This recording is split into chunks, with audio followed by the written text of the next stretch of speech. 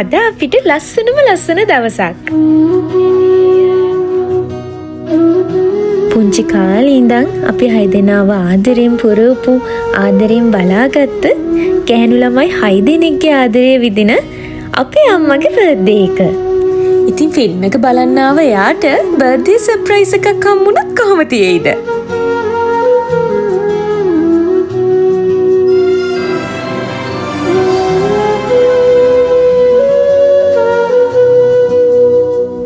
අනේ ඉතින් කවුරු හරි එයාගෙන් ෆේවරිට් හොබි එක ඇහුවොත් එයා කියන්නේ ෆිල්ම්ස් බලන්න යන එක කියලා.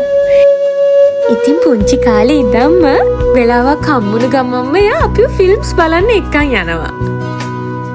ඉතින් අද දවසෙත් අපි හැමෝමත් එක්ක එයාට ෆිල්ම් එකක් බලන්න යන්න ඕන වුණා.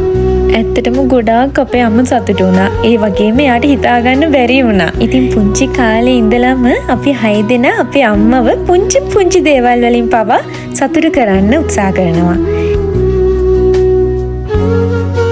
අපේ අම්මිට නිදුක් නිරෝගී වාසනාවන්ත සුබම සුබ උපන්දිනයක් වේවා.